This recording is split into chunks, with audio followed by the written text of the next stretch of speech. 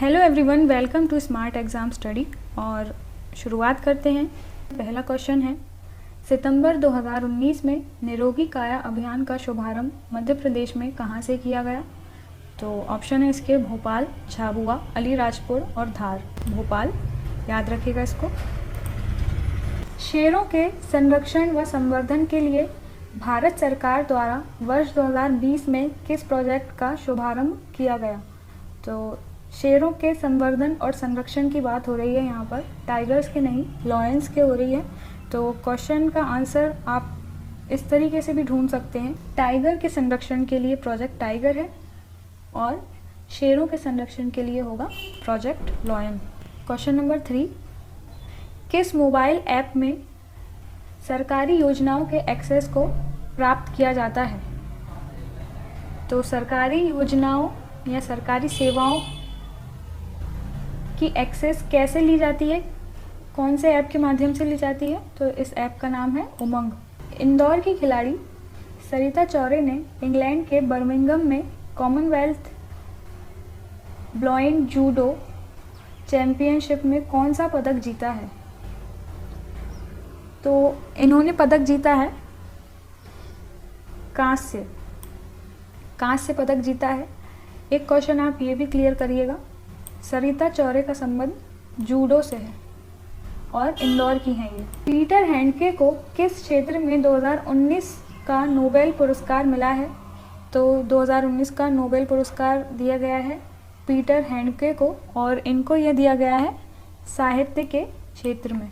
अक्टूबर 2020 में गंगा नदी के तट पर पर्यटन को बढ़ावा देने के लिए केंद्र सरकार द्वारा किस अभियान की शुरुआत की गई?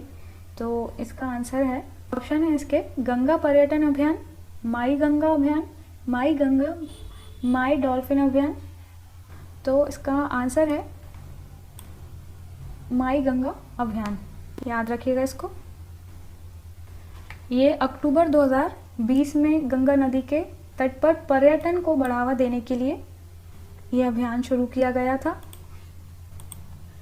न्यूट्रॉन, एक कण जो परमाणु के नाभिक का अंश है, की खोज किसने की थी? काफ़ी अच्छा क्वेश्चन है, ये क्वेश्चंस काफ़ी बार पूछे गए हैं। न्यूट्रॉन, इलेक्ट्रॉन, प्रोटॉन की खोज किसने की थी? तो आपको इसका आंसर पता होना चाहिए। आंसर इसका जेम्स चैडविक ने। तो साथ ही में आप इलेक्ट्रॉन और प्रोटॉन की खोज किसने की थी वो भी याद रखिएगा। इलेक्ट्रॉन की खोज अगर बात करें तो इलेक्ट्रॉन की खोज की थी जे थॉमसन ने। न्यूट्रॉन की खोज की थी जेम्स चैडविक ने।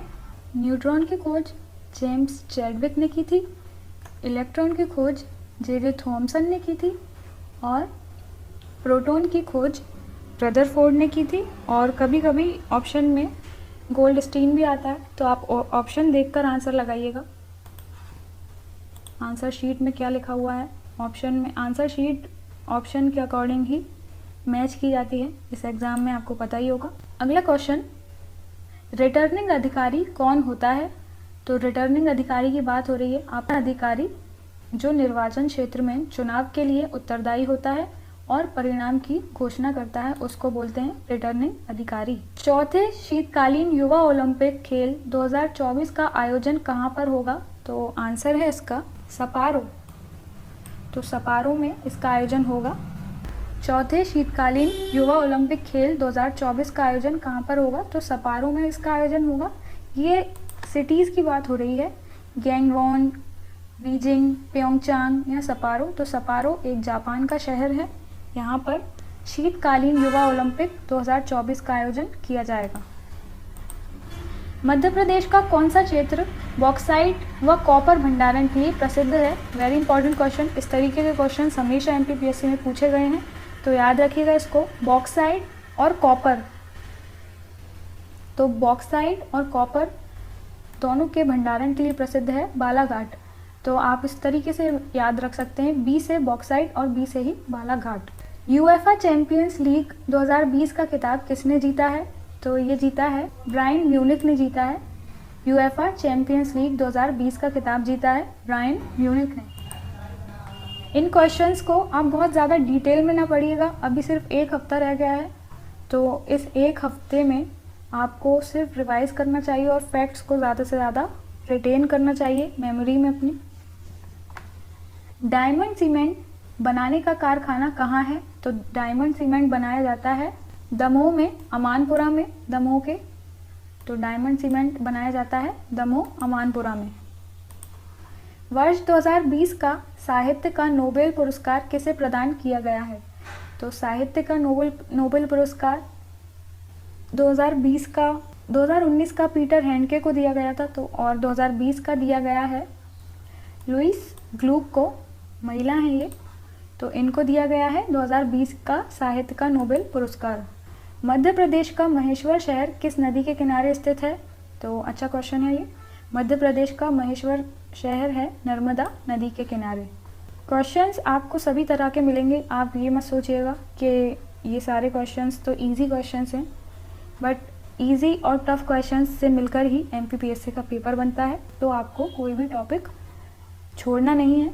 तो नर्मदा नदी के किनारे है महेश्वर, और आपको इसी तरह से बाकी शहरों को भी याद करना है कि कौन सा शहर किस नदी के किनारे है। एटलीस्ट मध्य प्रदेश के शहरों को आप अच्छी तरह से याद रखिएगा। राज्य का पहला बायोगैस प्लांट कहाँ स्थापित किया गया था? तो राज्य का पहला बायोगैस प्लांट की बात हो रही है और यह स्थापित हुआ था भोपाल में 1924 में। तो ये भी आप याद रखिएगा, राज्य का पहला बायोगैस प्लांट भोपाल में 1924 में स्थापित हुआ था। राज्य में अटल बाल आरोग्य एवं पोषण मिशन की शुरुआत कब की गई थी? काफ़ी ज़्यादा इम्पोर्टेंट क्वेश्चन है।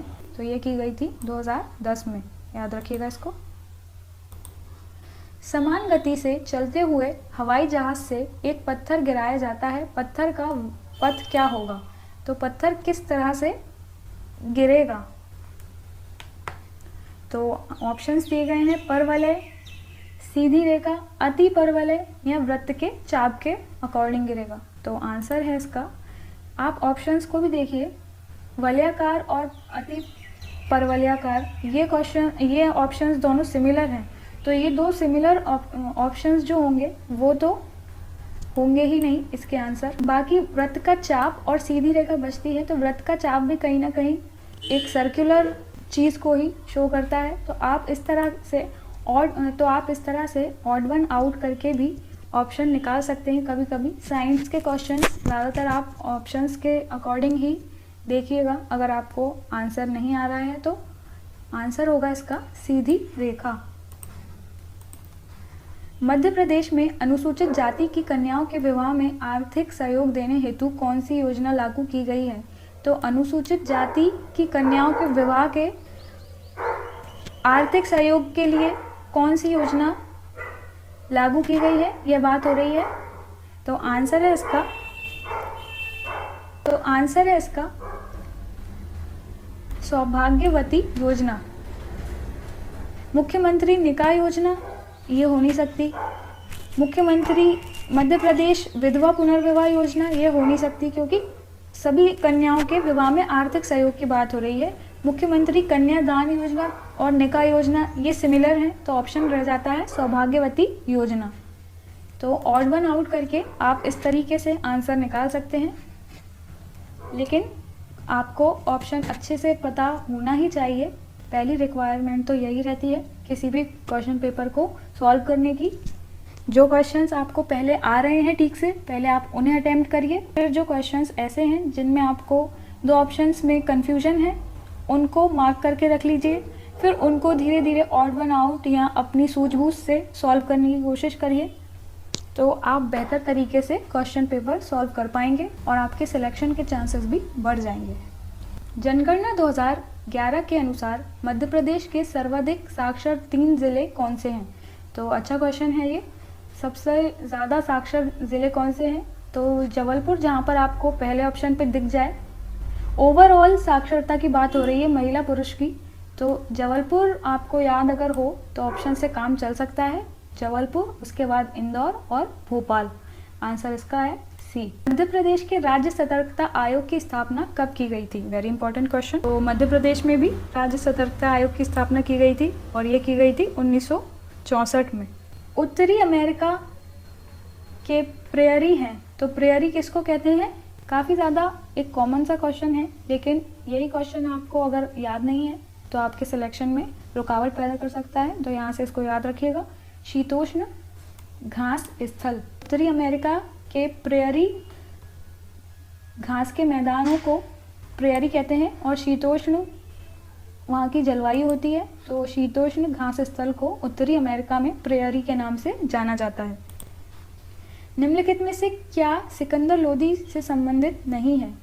तो सिकंदर लोदी से संबंधित क्या नहीं है, तो ये आपको याद रखना है। भू राजस्व निर्धारण हेतु भूमि नापना, ये सिकंदर लोदी ने किया था। एक अनुवाद विभाग की स्थापना करना, यह भी किया था। अन्न पर से कर समाप्त करना, यह भी किया था सिकंदर लोदी ने। तो सिकंदर लोदी ने यह काम नहीं किया था। बहलोल लोदी के राजस्व सिद्धांत का अनुसरण करना, तो राजस्व सिद्धांत इन्होंने अपना लेकर आए थे ये सिकंदर लोदी, और इन्होंने जो इनके पूर्वज थे बहलोल लोदी, इनके सिद्धांत का अनुसरण नहीं किया था। तो आंसर होगा इसका डी, बहलोल लोदी के राजस्व सिद्धांत का अनुसरण करना, ये चीज़ इन्होंने नहीं की थी। निम्नलिखित भारतीय राज्यों में से किस एक का कुल वन क्षेत्र न्यूनतम है? तो ये काफ़ी ज़्यादा इम्पॉर्टेंट क्वेश्चन है। तो कुल वन क्षेत्र किस राज्य का न्यूनतम है? तो ये है हरियाणा। हरियाणा का वन क्षेत्र बहुत ही कम है। तो इसका जो कुल वन क्षेत्र है वो टोटल भारत के भौगोलिक क्षेत्र का कुल 1.3% ही है, तो ये आपको याद रखना है। बहुत ही कम है, न्यूनतम है, सबसे कम है, तो हरियाणा है इसका आंसर, और इसका है पूरे टोटल भारत के भौगोलिक क्षेत्र का 1.3%।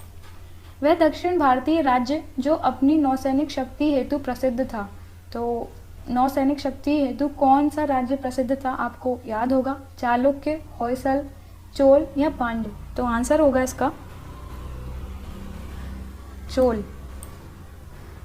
तो चोल दक्षिण भारतीय राज्य जो था वो अपनी नेवल पावर के लिए या नौसैनिक शक्ति के लिए प्रसिद्ध था। काफ़ी ज़्यादा इंपॉर्टेंट क्वेश्चन है, ऐसा कैसे ही आपसे पूछ लिया जा सकता है एमपीपीएससी में, और कई बार पूछा भी गया है।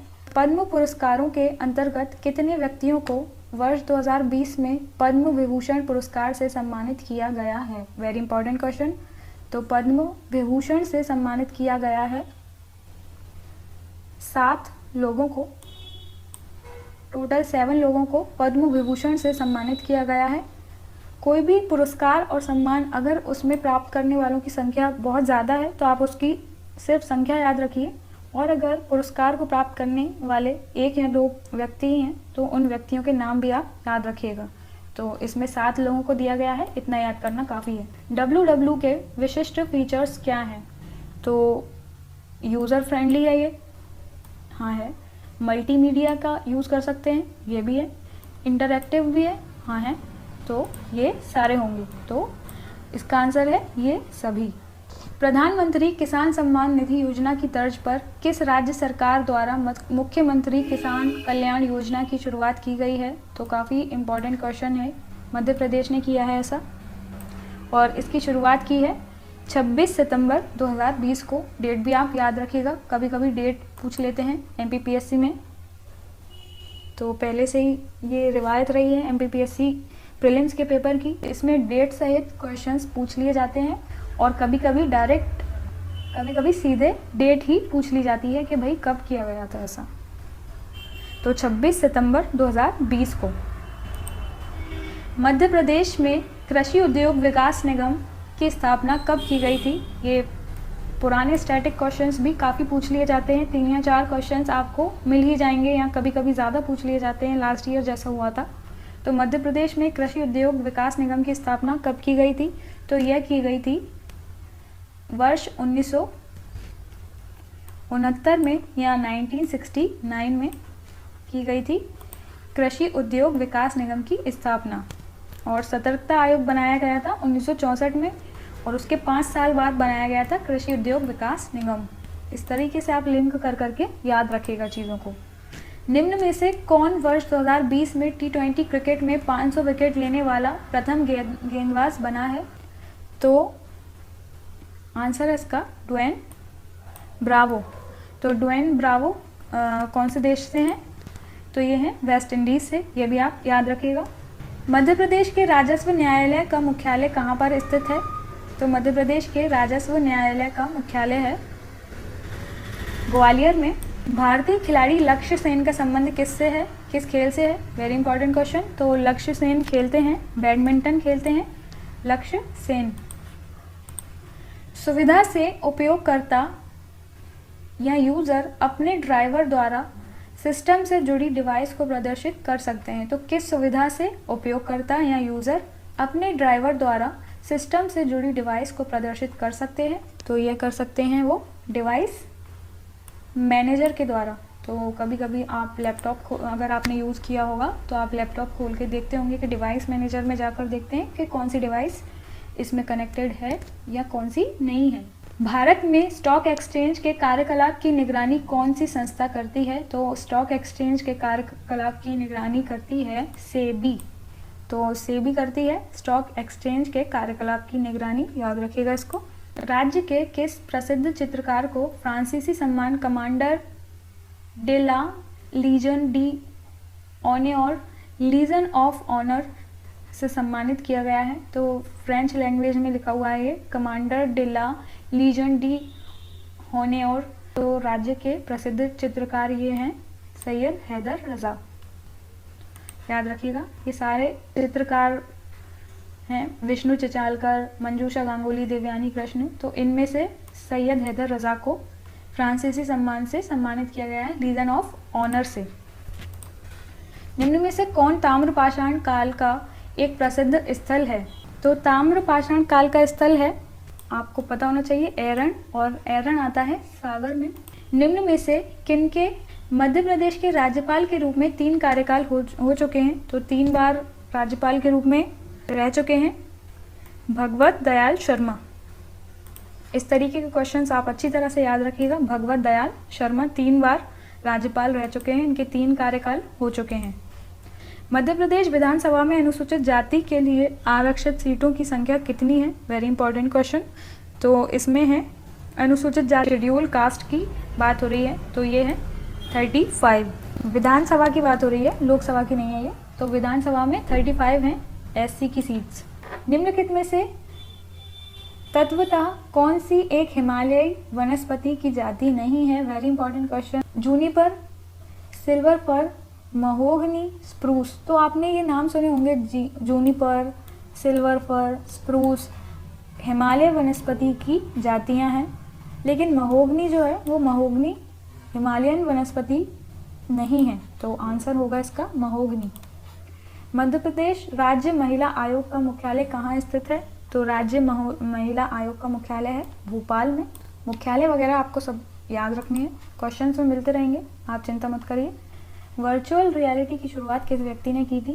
तो ये शुरुआत की थी जेरोन लेनियर ने, उन्होंने की थी। वर्चुअल रियलिटी की शुरुआत जेरोन लेनियर ने की थी। केंद्रीय सतर्कता आयोग सीवीसी का गठन किस समिति की सिफारिशों के आधार पर किया गया था? तो संतानम समिति की सिफारिशों के आधार पर केंद्रीय सतर्कता आयोग का गठन किया गया था, सीवीसी जिसको कहते हैं।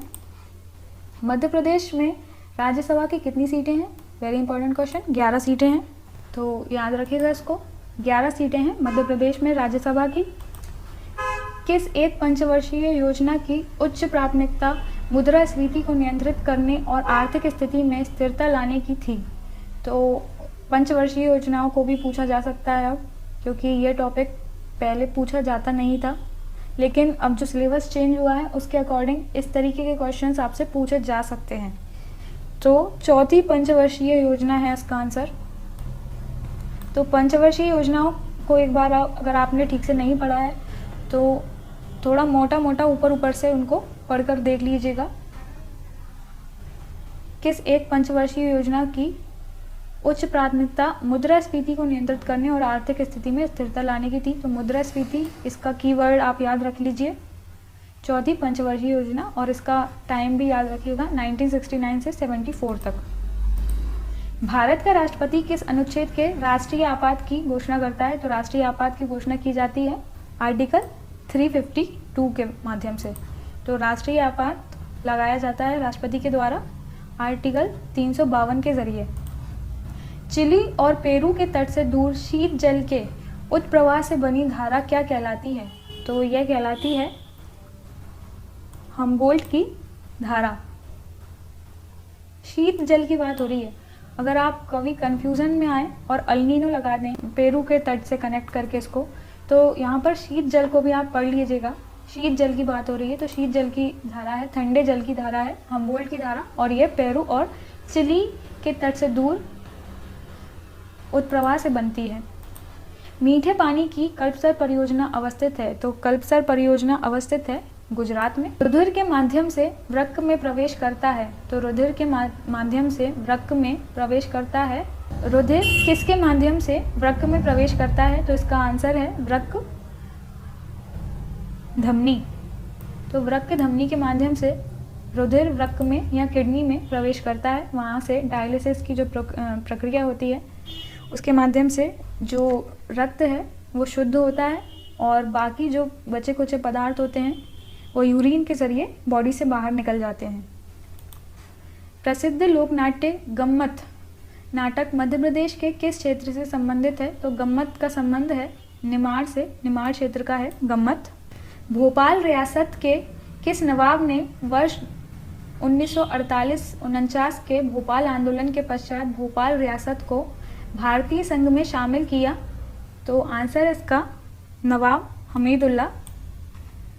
तो 1948-49 के आंदोलन के पश्चात, भोपाल के आंदोलन के पश्चात भोपाल रियासत को भारतीय संघ में नवाब हमीदुल्ला ने शामिल किया था। उस समय नवाब यही थे।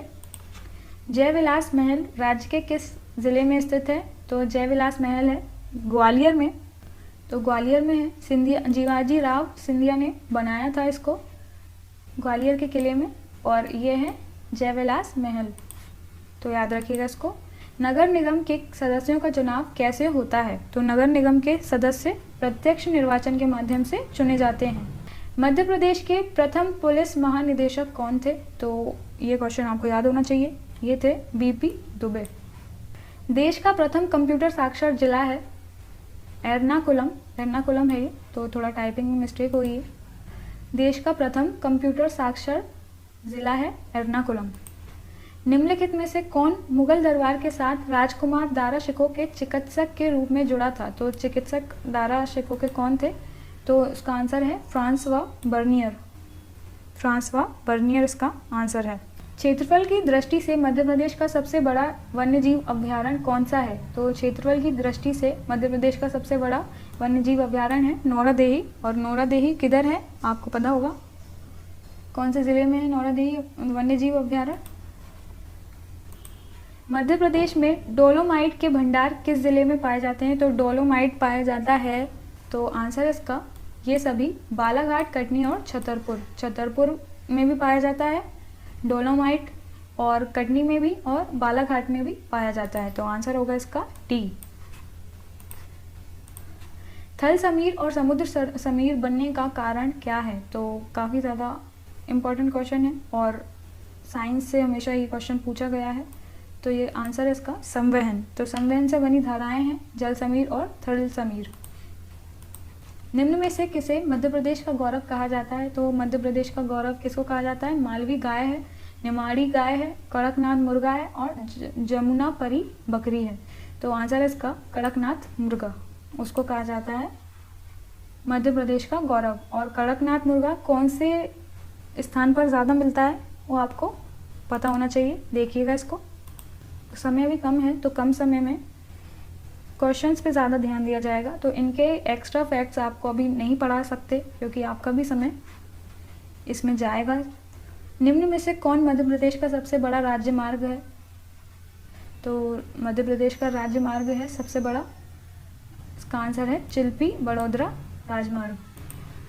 आंसर इसका चिल्पी बड़ोदरा राजमार्ग, ये मध्य प्रदेश का सबसे बड़ा राजमार्ग है। मध्य प्रदेश में कोयले की खानें मुख्यतः किस कल्प की हैं? तो मुख्यतः कोयले की खानें गोंडवाना कल्प की हैं। तो गोंडवाना कल्प से ही सबसे ज़्यादा कोयला मिलता है मध्य प्रदेश में।